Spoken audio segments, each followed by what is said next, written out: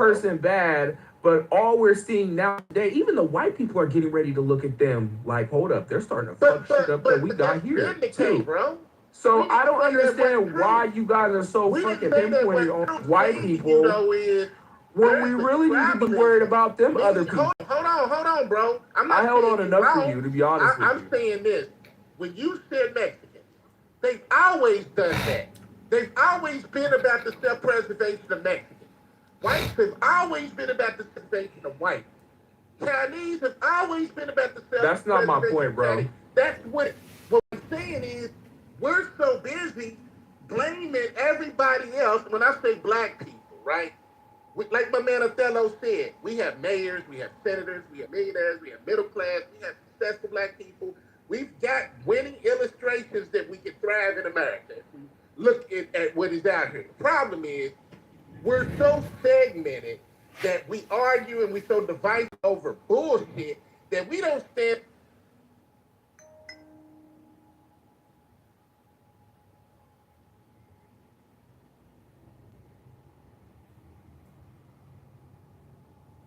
I think Trump was fully aware of how imminent the threat of Iran was. He felt like it would be probably much easier to resolve the conflict with Russia and Ukraine, but these things, these aren't like these are very vast legal and economic systems that in one part of the world could be expressed through war, but in other places, so it's not like so easy. And I think history will look back on what he did in Iran, and we haven't got started yet. Like we're turn up the heat very soon there, but I think history is going to look back on him and what he did very favorably, in the same way that even though maybe there was more casualties than we expected in Iraq, but I think we all agree that the Middle East was a much safer place without Saddam and his regime in power, and we definitely wouldn't be able to do. I wouldn't want Saddam Hussein in power or someone succeeding him, in dealing with all the other Assads and the Nasrallahs and the Sinwars and Assad. I think history is going to look back favorably on Trump, and I don't really think he has such a choice.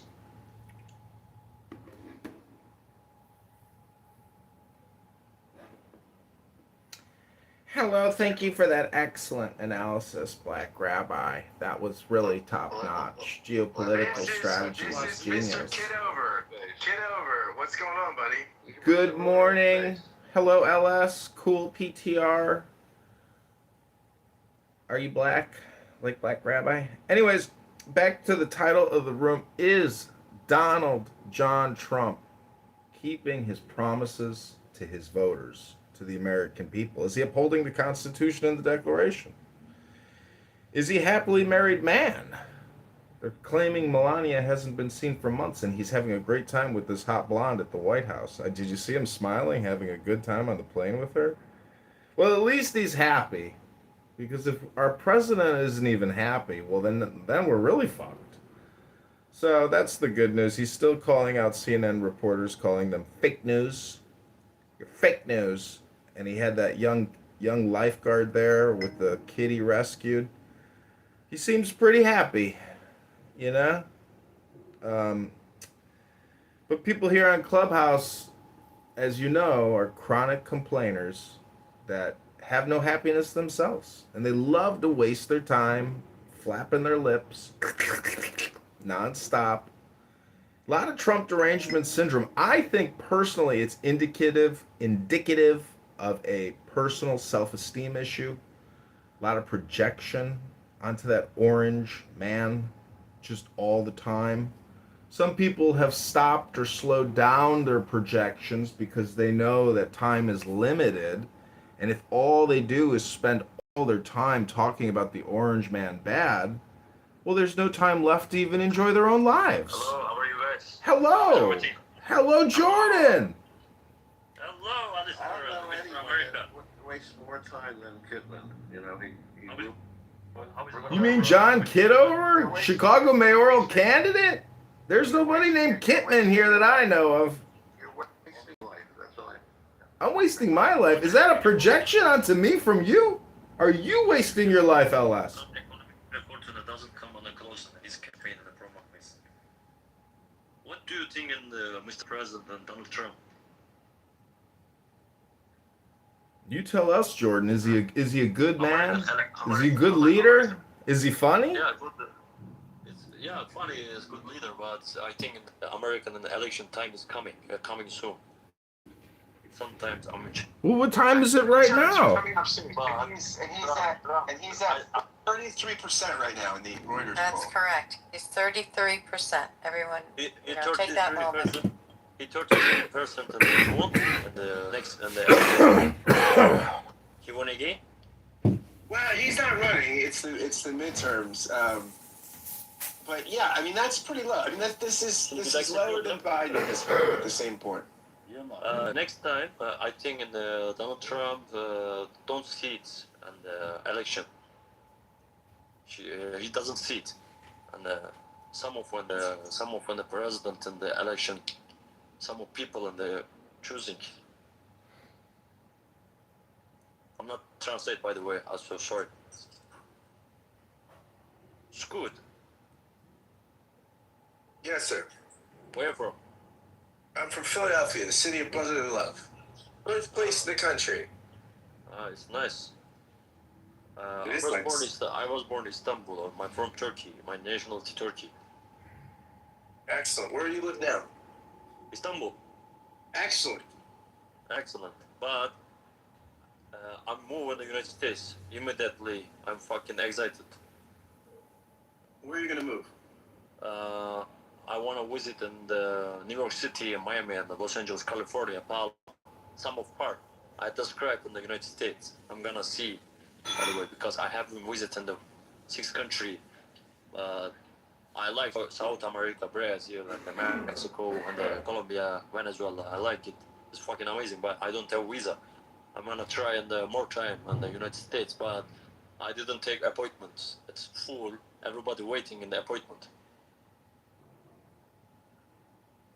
Yes, they're backlogged in the United States right now. Why? Why that? It's I don't- amazing. Amazing is country is fucking amazing. It's a powerful country, by the way. Yeah, America's great. America always great, boss. Always great. Most of the one and popular and famous country, by the way. I like it there. And every young people and every people's dream is America. Now I'm talking with an other and the uncle. He have been visiting the United States. But sen nereye gittin Amerika'da? Hey, Jordan.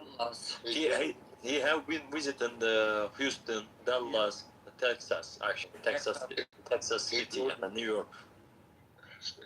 Yes, boss. Yes. Yeah. So I wrote a foreign policy piece, and it was widely talked about in Turkey. I guess they didn't like what I had to say, but I put the link in Which link? in the chat. I put the link in the chat. It's from a Turkish paper. I guess I can. Oh wow, this is in Turkish. This is in Arabic, I guess. Wait. Parsa'da. Siyonistlerin ABD'den Somalileri reçetesi diyor. What's this boss? This is Zionist. I guess they're calling me that in the paper. They're responding to a policy piece I wrote here in a think tank that was published. I didn't touch in the politics. I didn't focus politics because I didn't understand the politics. I don't care for anything else. Okay. Yes, I'm gonna move in the United States. I described in the United States. I'm gonna learn a new culture and I'm gonna see in the United States because it's freaking amazing. I'm exploring in the United States. I'm traveling, visiting for anything else. I'm gonna see and the Empire States and the Liberty City and for example and the Ocean Drive, Miami, Los Angeles, Palo Alto and the Beverly Hills. It's famous streets I'm gonna see in my face, in my eyes, by the way, one by one. I put another piece that just came out yesterday, but it's in the Horn of Africa discussing. I wrote an open letter to the president of Somaliland, here in Israel. And so the publication Somaliland and Horn of Africa running the story, my open letter. Yeah, we're trying to create peace. America, Israel, United States, Somaliland. You know what I mean?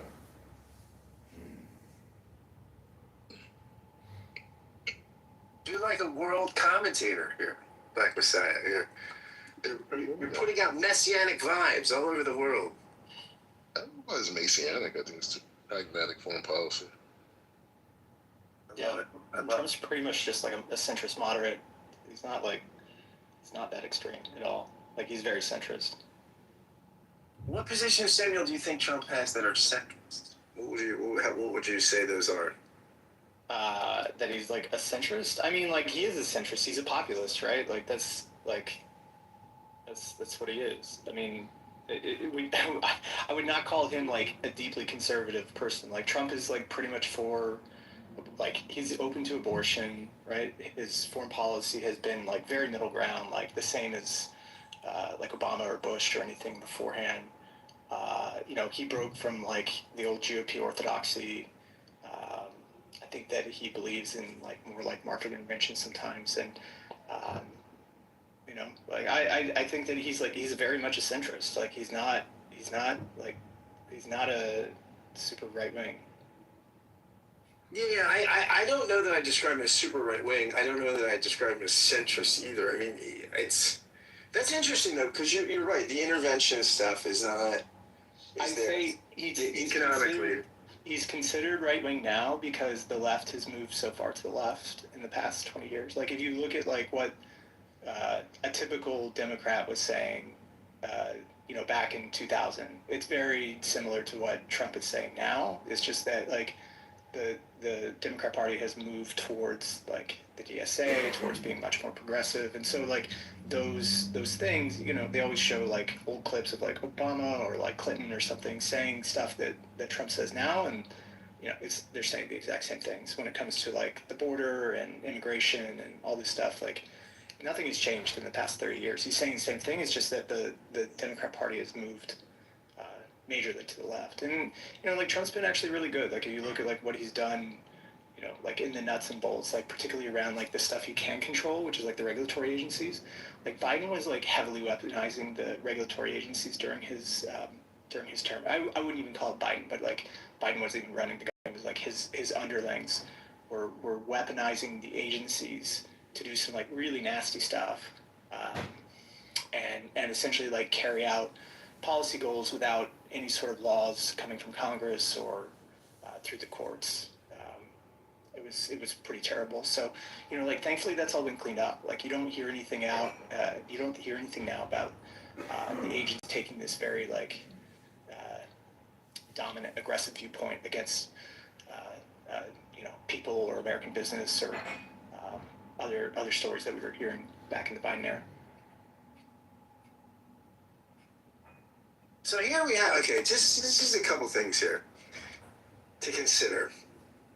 We have the economy is slowing, right? Where our growth rate. Say that economy's speeding up. We're spending like the amount of money that's being spent inside the United States is exploding. Like, we're in one of the highest growth periods of the United States in the past, 50 years. So growth rates in 2023 was 2.9%, in 2024 was 2.8%, 2025 2.1%, 2026 so far 1.8%. So there's still growth, but it's definitely slowing, right? I mean, it's slower than it was in the previous administration, right? No, definitely not. Like, they're going to spend $7 trillion on data centers in the next 5 years. Like, that level of capital expenditure just was not taking place beforehand. Like, I don't think you understand how big the AI build out is going to be. Like, it may be.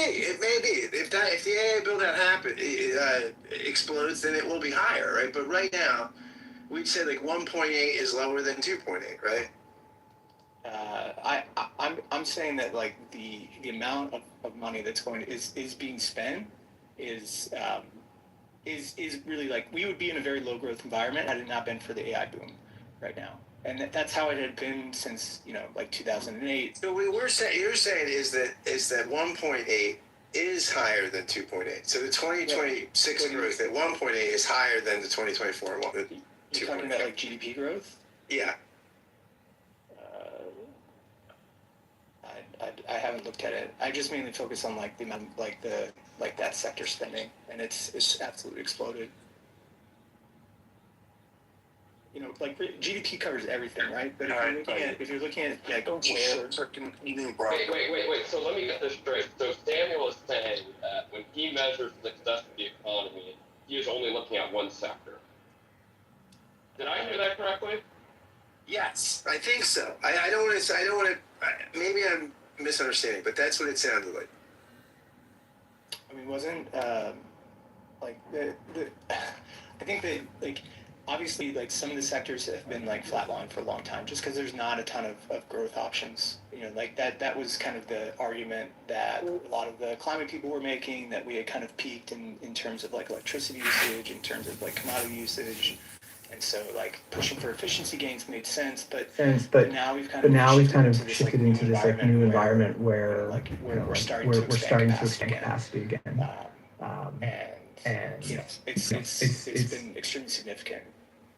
I will add they removed $25 billion a month from Social Security payouts. They say there were over 11 million fraudulent recipients of Social Security. That was released yesterday. So it's not just about efficiency. I think we need to replatform Medicare, Medicaid.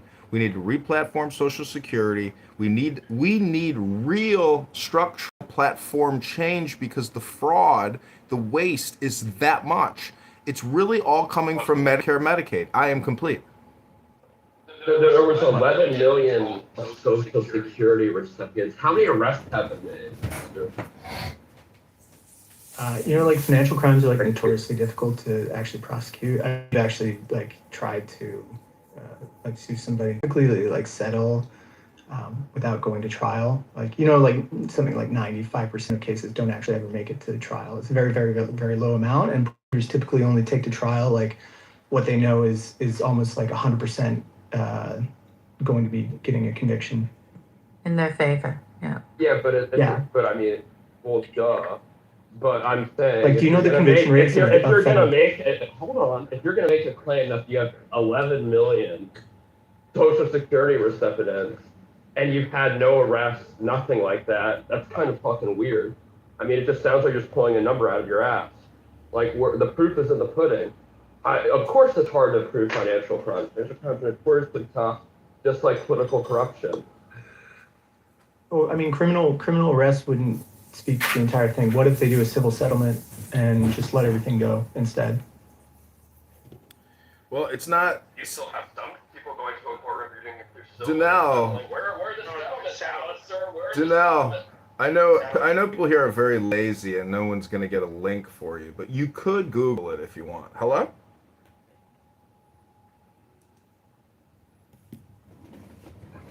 Like, most of the time, these federal prosecutors don't want to go to trial. They just want to settle beforehand and move on because that increases the amount of caseload that they can take on. Like, it's very rare to go to trial. That's 100% true. What are you talking about? You're acting like you're like. I also just want to add that it's not just Donald Trump that is delivering for the American people. It's really also Robert F. Kennedy Jr. And not many people know this, but this app was instrumental in getting Kennedy as an opponent and running, and eventually him dropping out, dissolving, and joining the Trump administration and endorsing Trump and telling all voters not to vote for me, vote for Trump, even if I'm on the ballot, because the Democrats want to split the vote for Trump. Clubhouse and that young man, Augustus Palante, and especially his wife, were instrumental in creating Kennedy content and Kennedy publishing, which ultimately ended up with him joining the Trump administration. And they just reduced the vaccine schedule from an insane 70 plus to 12 or somewhere around that number.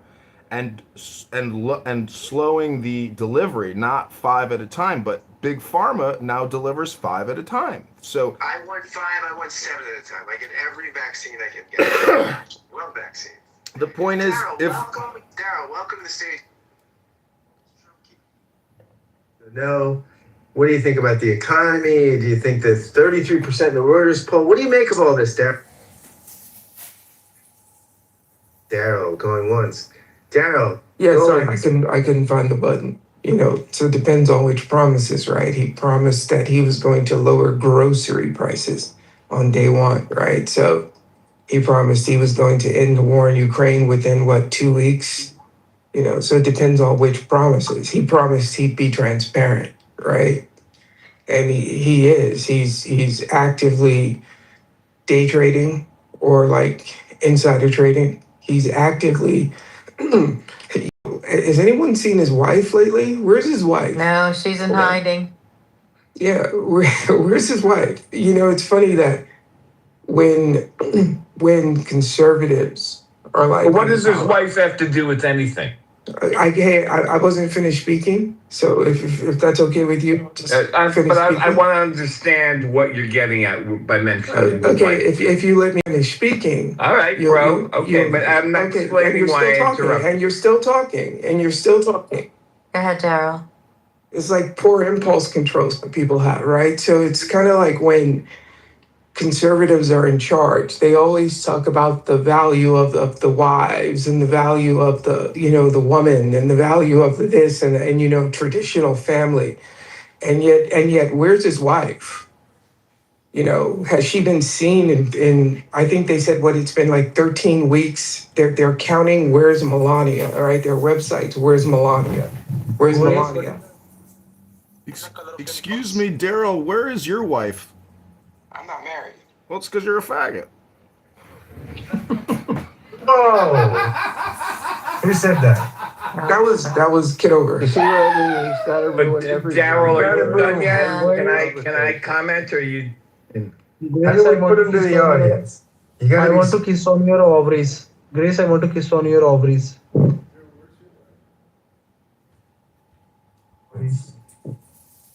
That I mean, bringing up Trump's wife is wild. She has nothing to do with it. This is a news story, though, right? I mean, nobody elected her.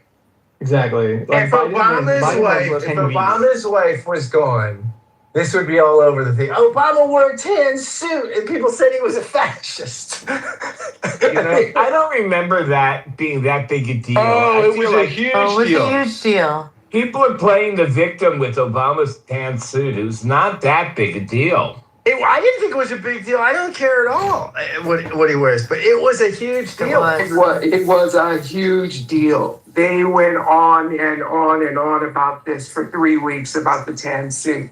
This is what I call selective memory. Absolutely. I like the tan. I mean, isn't everybody that works in media some closet homosexual, and so they love to talk about people's fashion choices?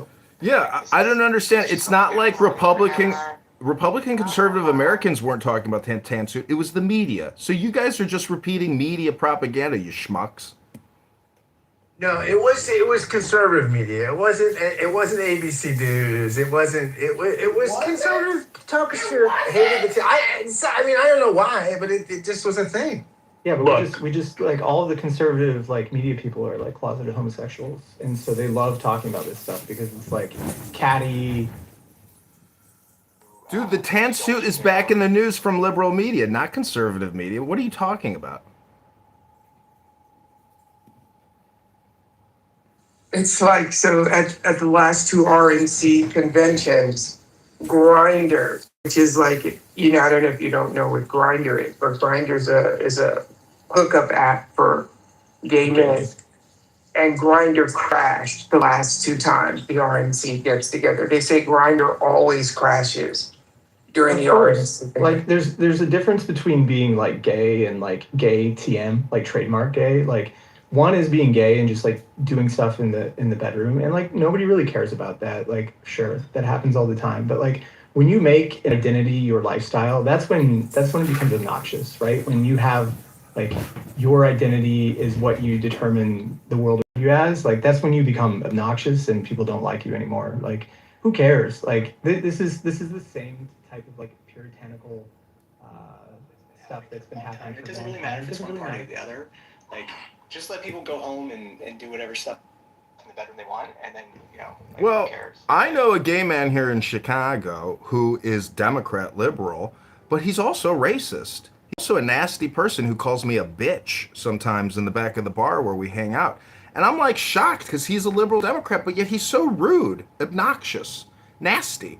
He's funny, and he's my wingman. He tries to pick up the young boys. I try to pick up the young girls. But, politically, he hates Trump, but yet he's accepting of other people liking Trump. He doesn't care. And he believes that corruption in the Democrat Party is rampant. So how do you liberal progressives address the corruption in your own party? Hello? Kitover, the quality of the discourse is unbelievable. It's amazing. So this is a New York Times piece. Randy, do you think Trump's keeping his promises? This is Stephen Ratner, who's a pretty regarded economist. Well, prominent. I won't say regarded. He's a prominent guy. Whether you regard him or not is pretty, I'm sure, subjective. But he's got 11 promises on fundamental things like wages, tariffs, the economy, all this stuff. I don't know, Randy. Trump's at 33% in Reuters, which is usually a favorable poll for Republicans and conservatives. What do you make of all this, Randy? Well, I wasn't expecting that question, and the one biggest issue, bigger than anything else, is the Iran war. He promised no new wars, and of course, there isn't a war in Iran. But I personally am okay with the war in Iran, and I hope that we resume it after the midterm elections, and I hope that we defeat Iran. So I am okay with Trump. I feel like every other president kept kicking it down the road, kicking the Iran problem down the road. Meantime, Iran got more and more dangerous. I feel like Trump has taken on Iran, and we have to finish the job. And to not finish the job in Iran, to me, is inconceivable, because they are going to get strong again very quickly. And if we can get rid of the IRGC, we can make the planet safer for the next 100 years.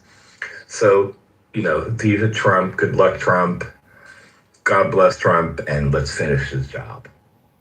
Yeah, but Randy, there's really nobody in Iran that can take over. I mean, that's the big. Well, Randy, the Iranian army could take over. No, they wouldn't.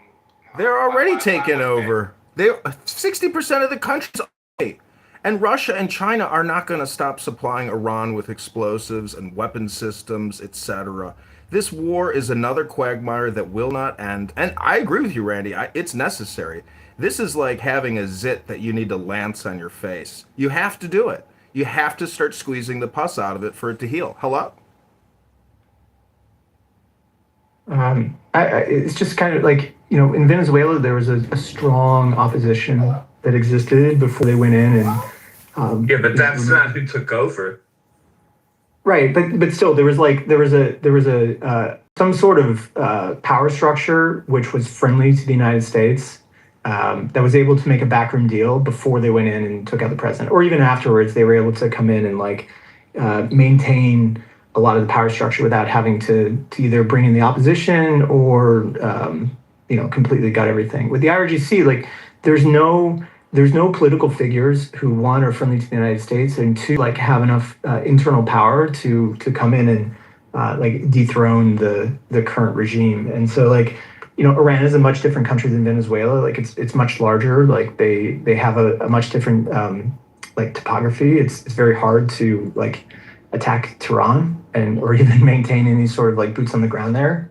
So I don't know what happens, because there's not really a case where we send in troops to Iran. We can continue to drone them and bomb them, but that's about it.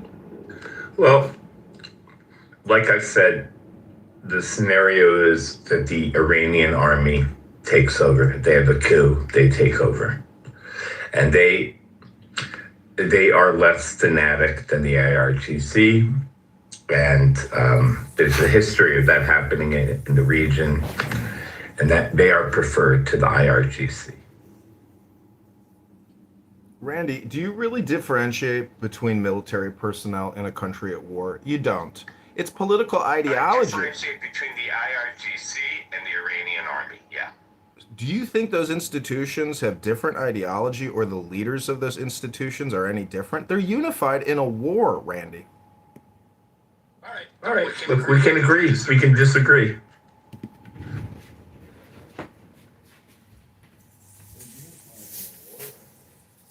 Yeah. Sounds like you disagree. It's okay. What's that? I missed that. I'm good for now. No, it's what we Thank you, disagree Scott. with. By the way, Randy, I'm with you on the Iran thing. I think it's been a threat in the thorn in the side. But the challenge is the straight thing, which I think it seems like every security expert from both parties knew when they war gamed this out that this was going to be the move, right? That they would close the strait and sort of try to hold everybody hostage. Which is one of the reasons I think nobody did it. I mean, now, if Trump can finish the job, that would be, I think, exceedingly impressive, and he would get a lot of credit. The question is, how do you finish the job? What does that look like? I think you got to put a lot of boots on the ground. There is no finishing the job. Even if you take the strait, what's going to happen when you take the strait? You're going to be getting attacked from the land. So what do you have to do? You have to put troops in on the land. Oh, those troops on the land are now being attacked. Now you have to move further and further in. And Iran is more mountainous than Afghanistan and more urban than Iraq. It's going to be a quagmire. You have to put troops on the ground if you're going to do it. You don't have to put troops on the ground. There's lots of ways to win wars. Assassinations win wars. You are making an all or nothing statement, and I would suggest you look at the cognitive distortions disorder list, because that's number 10. Congratulations, Danelle. You have a cognitive distortion disorder, making all or nothing statements. Okay, Danelle, go back to Burger King and keep flipping your burgers, Danelle. You can't even recognize your ideological account. It is pure autism of like the. See, that's projection. I'd like to activate the projection detection system and hold up a mirror to your face, Danelle. Thank you for projecting on me, but thank you very little.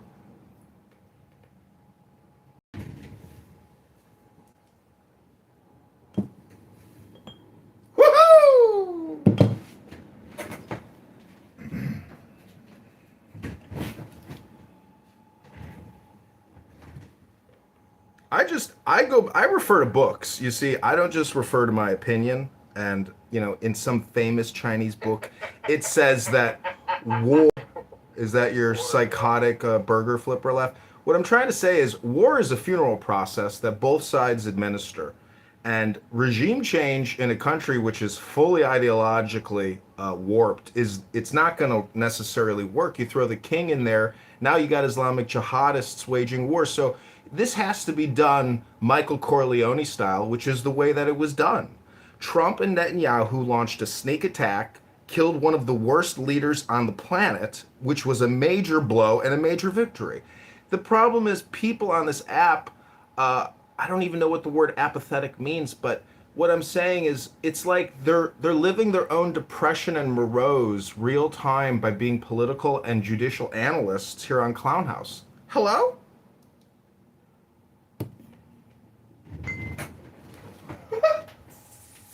Why isn't the war over? I mean, how many heads of state are we going to drone strike and then finally the moderate takes over? And who is the moderate? I mean, it works in some instances. It worked in Venezuela. It worked in Venezuela. I mean, the Venezuelan thing is like, that is the best case scenario when you get the vice president in the pocket of the CIA. Like, that's the best case scenario you can get to keep the existing structure. But I don't understand Alistair's logic. I think that we're going to look back upon when Trump is done with his term and say, like, Venezuela was great. We might even get Cuba, hopefully. And maybe even the North Koreans, like, decide to end the war with South Korea and normalize relations again. Like, if those three things happen, I think Trump's, like, in terms of foreign policy, even with the Iran stuff going on, would be regarded as a very successful president. Because like, what did like Biden was a bit of a lacking in terms of foreign policy. Like the Ukraine war started. There was all sorts of I don't know, strange things happening down in South America. It wasn't great, right? They kind of like let the ball drop globally. Well, look at North Korea. Trump canceled his military war plans with South Korea in order not to stoke tensions with the North. But the North is sending tens of thousands of soldiers to the Russian battlefront to engage in war with Ukraine. They just launched a massive drone blitz in Russia again, and they burned down like a massive retail facility. Did you see the size of that catastrophic fire? So, I mean, I was in the U.S. Army, and we spent the entire time studying Russian weapon systems. So there's like a polarized world of Russia, the weapons industrial complex manufacturer, and America, the weapons industrial complex manufacturer.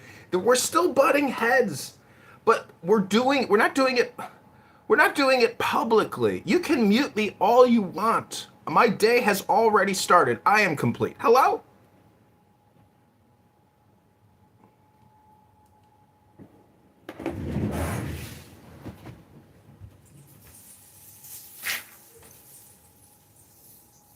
I do like a hello. Where did you come up with that? I'm a fan of the hello. When he ends his statement? Hello? It's a clubhouse thing. It's definitely an African American thing. I think it's like a homing beacon location thing. It's like sending out a ping, and you want to get a ping back, so you go, hello? Nobody says it as well as you do when you say it that way. Scott, I knew you had read this as soon as I saw it this morning.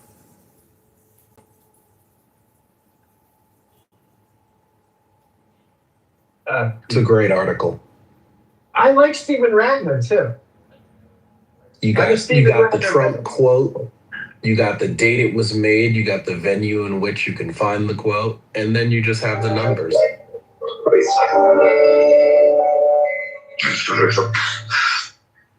Yeah, I think Ratner is a pretty credible economist. I think he's an interesting guy. I don't think you're going to. What is that? What is that noise? Is that you, Samuel, or no? No, it's not me. Somebody has TV on. John, is that John? It's John. It's John. John, can you mute up? Thanks. Yeah.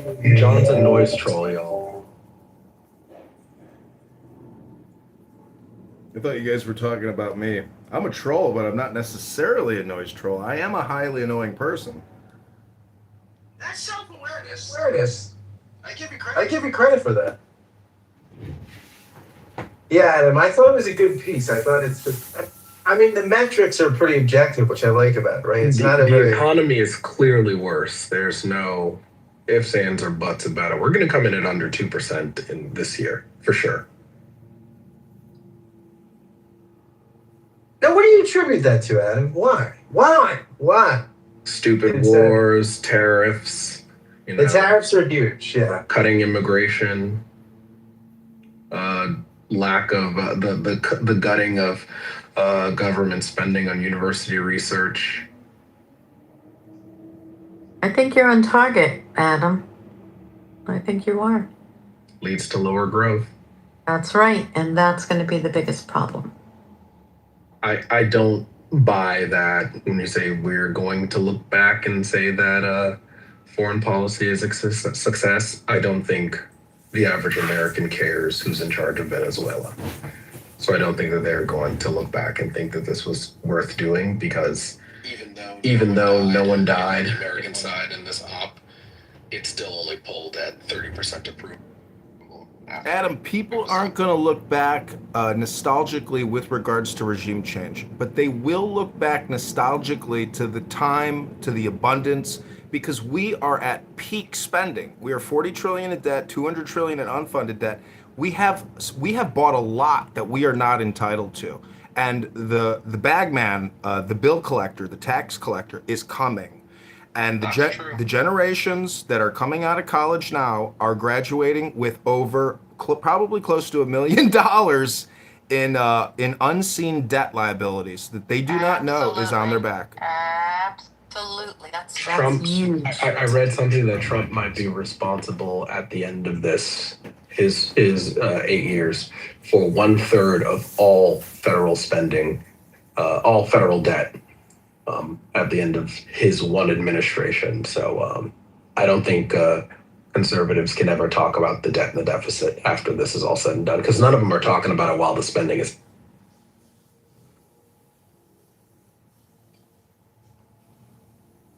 Well, Yeah, Scott, I'll answer this briefly. Samuel, why don't you speak first since you started before?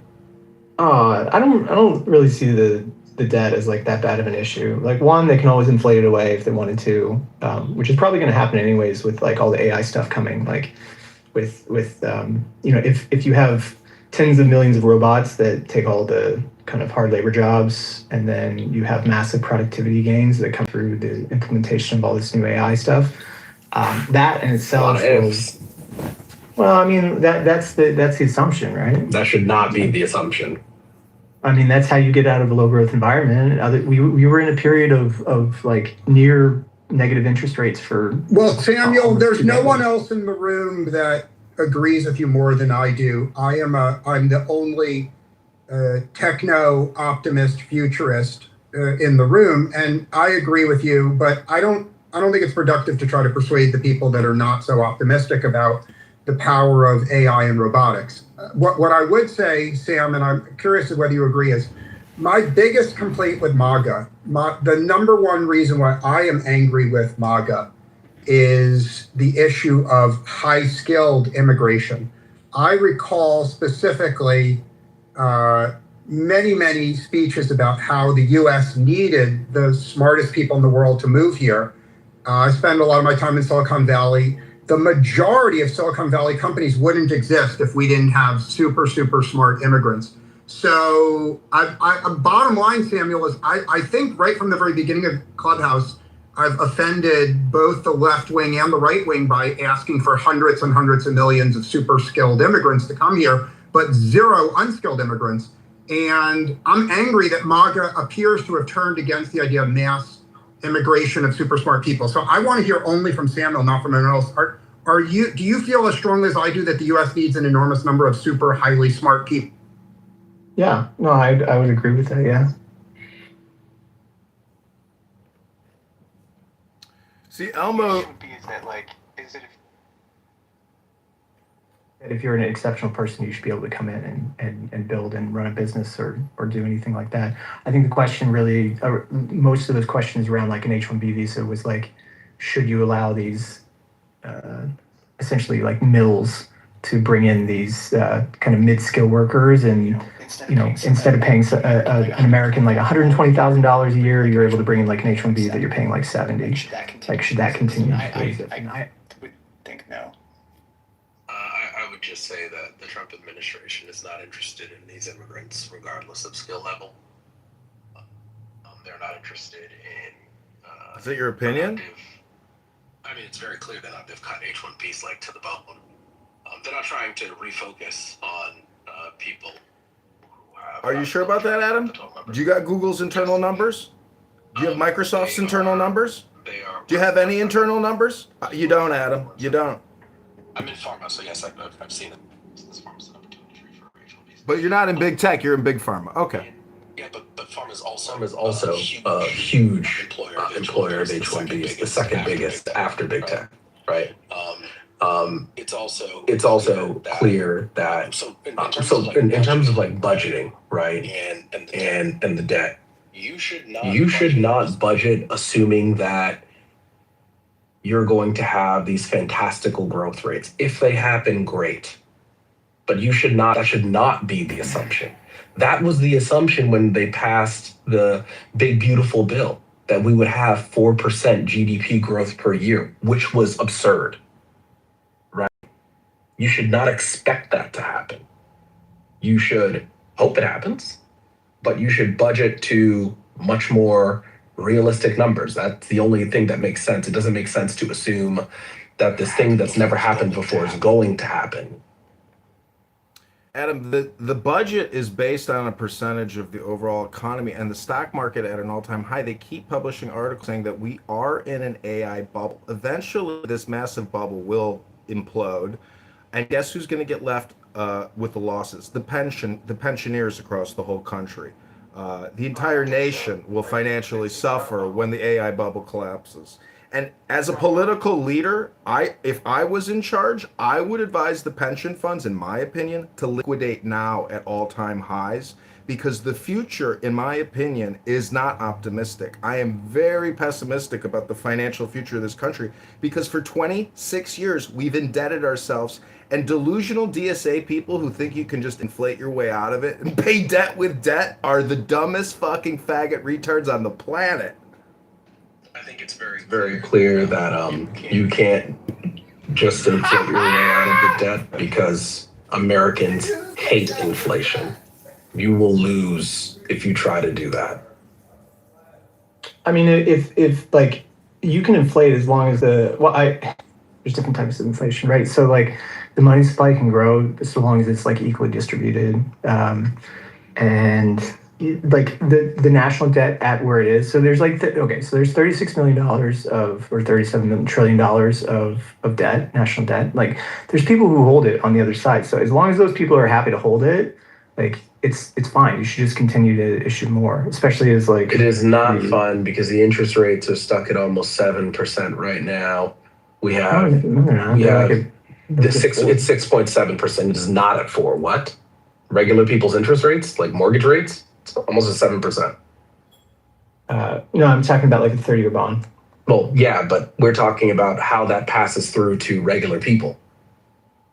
That's why you can't do it, because as the 30-year bond rate goes up, the rate is even higher for regular people because it's kind of pegged to that. It's pegged to 10-year, not to 30-year. Well, I mean, right. interest rates going up is not really like a bad thing. It just means there's a lot of demand for money at the moment. The interest rates going up is clearly a bad thing because the people say it's a bad thing. No, I mean, it's not a bad thing. It just means there's a lot of demand for money. If you look at what is going on in the economy and you look at how people feel about the economy, it says it's a bad. I mean, but like what you feel and like what it actually means is two different things. I mean, what you feel is what matters in terms of voters. Sometimes, but like thankfully elections are only 4 years, so like the growth in the economy it's very like K-shaped at the moment, and it's like, it's not good. It's under 2%. It's 1.5% for 2026. It's bad.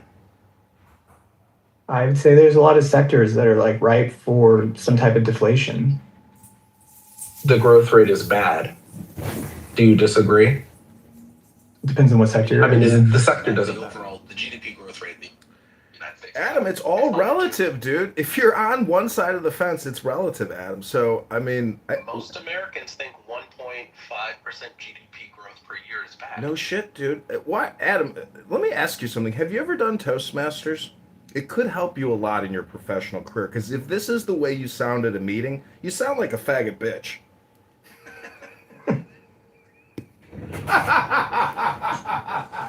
So the 30-year isn't the benchmark for mortgages. It's the 10-year. Correct. And so it's because most people will either refinance or sell their home within 10 years, because first-time home buyers who don't have kids often within, I think it's somewhere between 5 and 7 years, will move to a bigger home. This idea that Sam, that this is not an issue, I think is somewhat misguided. If you look at what happened last week, we bought a bunch of yen, because what we're trying to do is prop up the yen in relation to the dollar. It's because Japan is the single largest holder of American debt, or American treasuries. And, I don't know if you know what the Plaza Accords were when we actually kind of ruined Japan's economy. But there are a lot of countries that we're doing cash swaps with now because, they're running out of money in a sense. You can't run out of money. That's impossible. Well, yeah, I'm being facetious, right? I don't literally mean you're running out of money.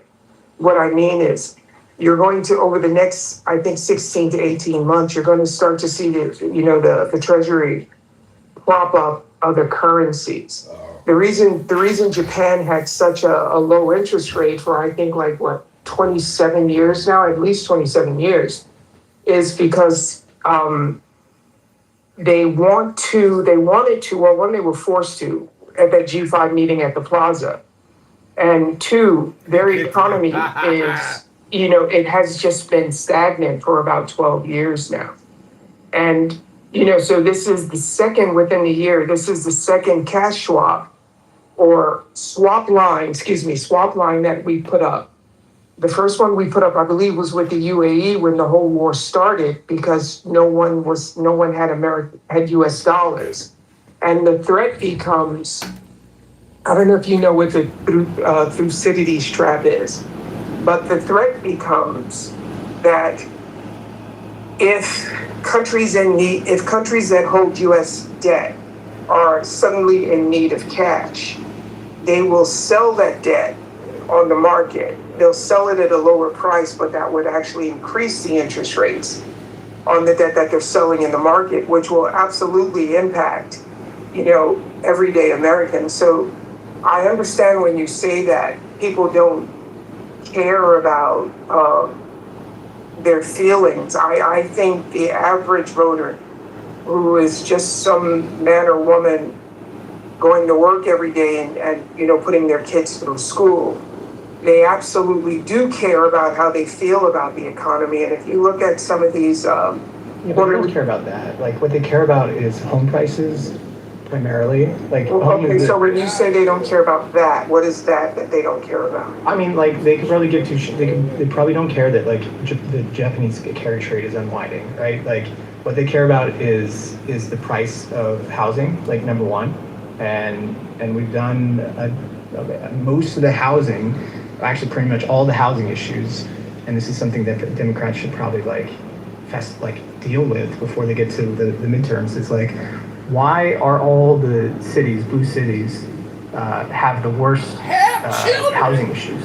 Why can't they build enough houses? Why can't they build enough apartments in New York or LA? Well, the first thing I would want to say, when you say they don't care about what's happening in Japan, I would rephrase that to say they don't know about what's happening in other countries that hold our debt and how that might impact them, because they will care about the impact when the impact hits their dining room or their living room. So yeah, they may not know about what's happening in Japan and how that will ultimately trickle down and impact them. But I think they will care about it, even if they don't know about it. I would say that the majority of the kind of middle to lower class, his biggest expenses goes towards housing, number one. And so until you fix the housing markets, affordability does not come back. It's just a foregone conclusion, and nothing that you're talking about is actually going to make a material impact on anything. Until you're building millions and millions and millions of houses to drive down the cost of housing at scale, nothing is going to be fixed. And it's a systemic and structural issue that has to be fixed. And until that happens, everything else about affordability is just kind of a joke, because it's at the margins and it doesn't really matter. America needs to figure out how they can build houses again. And until that happens, affordability is going to suck. Well, Trump has kicked out a lot of the people who build the houses. Trump has very little. Trump has housing is a local issue. It's a city issue and a state issue. And Trump has very little. The workforce is a federal issue, since he's kicked out the people who do most of the construction. No, They're they raid construction sites.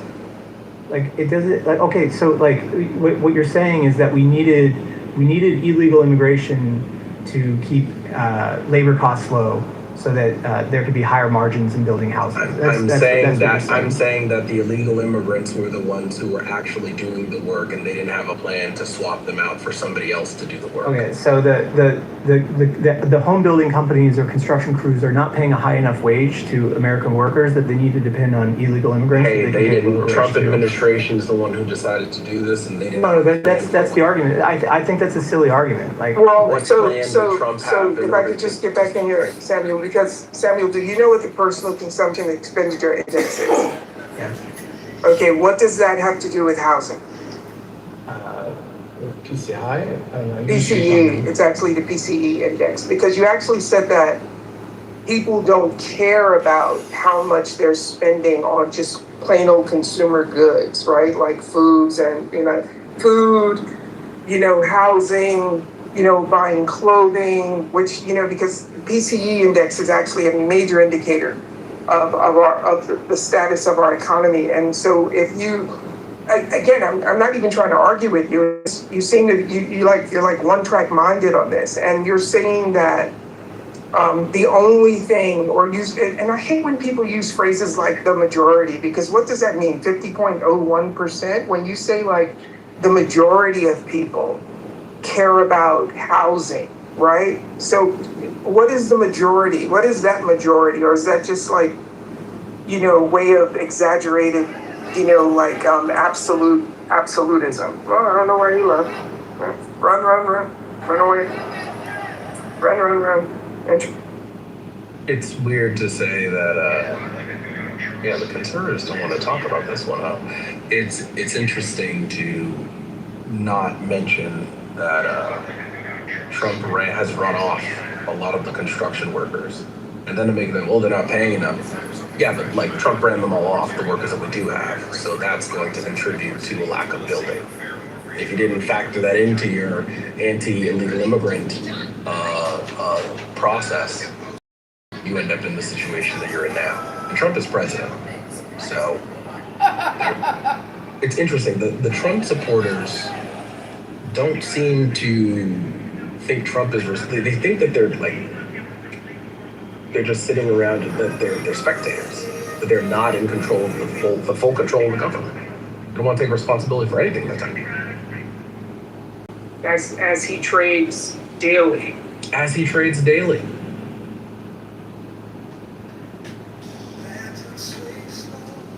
See, this is my theory. That Trump has made a huge wager in the predicting markets that the Democrats will get a massive victory in the midterms. And he doesn't want to leave anything to chance. So, this isn't his control. Right? There's a lot you can do. Listen, let's eliminate the first year of Joe Biden's administration, where the GDP grew at 6.2% because that's pandemic rebound, right? 2022, 2.5%. 2023, 2.9%. 2024, 2.8%. Now we're into Trump's years. 2025, 2.1%, and the first half of this year, 1.8%. The economy is clearly slowing down, and it is as clear as day in the numbers of this. Wait, Radner had 1.6%. Oh, sorry. 1.6. Yeah. So it's as clear as day the economy is slowing down, and no amount of bullshit is going to make that unclear. It is clear the deficit is growing rapidly under Donald Trump. They don't have anything to say about that. It's clear the national debt is growing rapidly under Donald Trump. Manufacturing jobs have stalled out under Donald Trump, right? There's been no growth. There's been loss of manufacturing jobs under Donald Trump, right? Hey, just wanted to say really quickly, in addition to what you're saying, Adam, another thing is that I think I read somewhere that the only portion of the economy that's growing is related to the AI sector and healthcare sector. So everything else is in a recession. I'm not sure, but I think I read that somewhere. Yeah, I'm not even sure what the counter argument would be of like, are there any metrics that would indicate that the economy is in? No. Uporn's not doing good. $4 gas. Well, that's why I think the talking point from the real sycophantic one has transitioned to it's your patriotic duty to pay for higher gas prices. so we can defeat Iran. Like, we didn't even get into the 26% jump in healthcare prices from last year under Donald Trump. John is unusually quiet right now.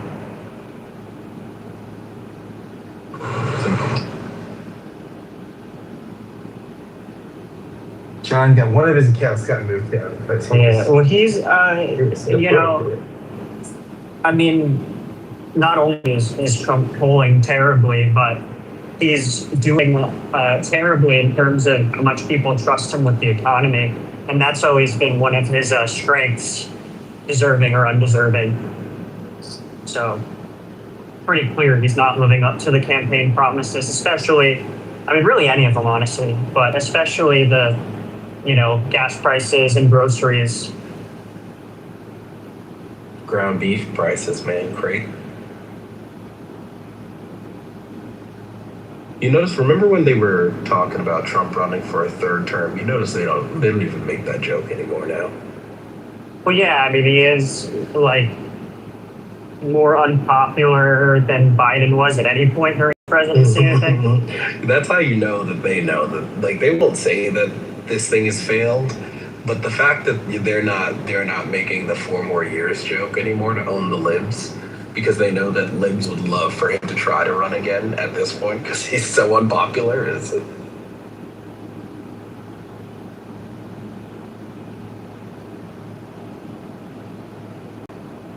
I mean, clearly they're, like, dejected. I mean, you drive around towns that used to have, you know, Trump signs up everywhere, and they're not really to be seen. I don't know, even in clubhouse rooms, you know, the MAGA people don't sound super enthusiastic. Yeah, the gas is really getting them. Because they're big stupid trucks. Big stupid trucks and living 45 miles from city centers. So they're really hurting from the gas. Yeah, I don't even have a car anymore. A lot of people don't have cars anymore. You know, Marjorie Taylor Greene said that she hasn't seen a MAGA hat in a long time. And, you know, I have MAGA hats, and I've never, ever seen anyone in a MAGA hat in the Chicagoland area. And you know why? Because it's a collectible. And what kind of a faggot